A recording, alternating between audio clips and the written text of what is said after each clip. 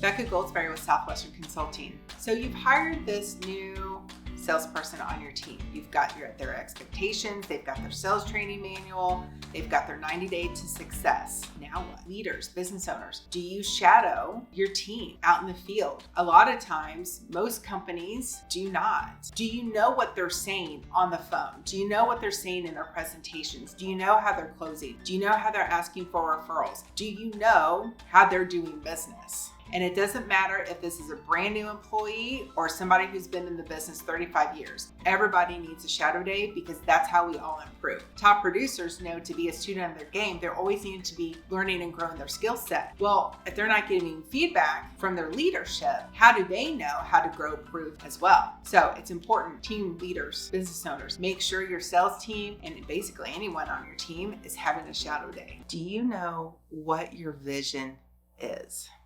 Not your goals, but your vision. I was on my coaching call with my coach, and him and I were having an amazing conversation about vision versus goals and what's the difference. And so as we were talking about my vision, I got to thinking and got to realizing some of those things I was telling him, they weren't my vision. They were actually goals. What is the difference?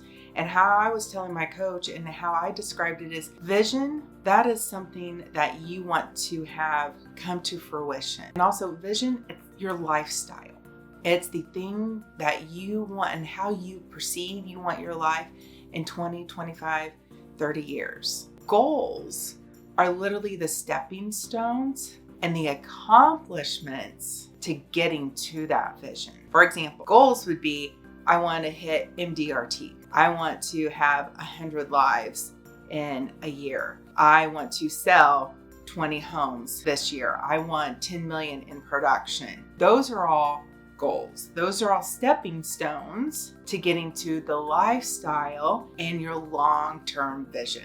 So vision is the long-term aspect of your life where you want to be. So what I would love for you to do is sit down and write down all the stepping stones. And then at the bottom, I want you to write down, what is the vision when you retire or when you're almost about to retire or where you want to see your life? We do need a great schedule. Have you ever tried time blocking? Have you ever tried putting your calendar together on Sunday for the whole entire week from the time you get up until the time you go to sleep? Have you ever thought, that is just crazy nonsense? I can't do that. That is not for me. I don't like that much schedule and rules and regulations and too much structure. It's not me, Becca. Totally not me. All right.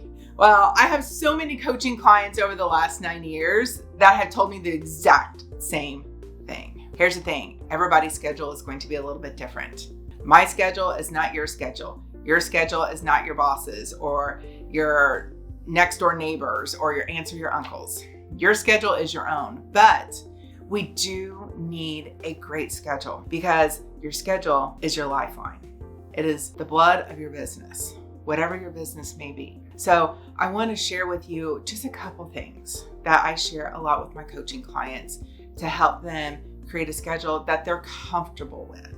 And I think when it comes to time management, I don't even like the words time management. I like to use life management because this is your life. So first is sit down, write down what are all those income producing activities that you have to get done on a weekly basis.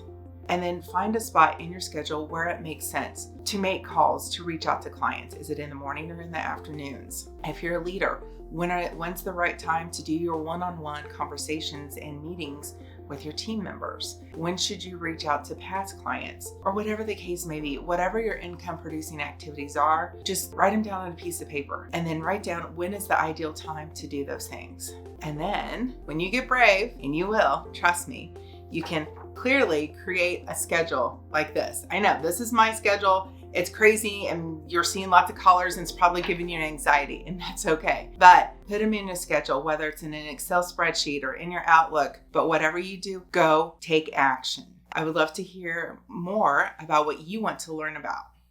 Until next time, have a blessed day.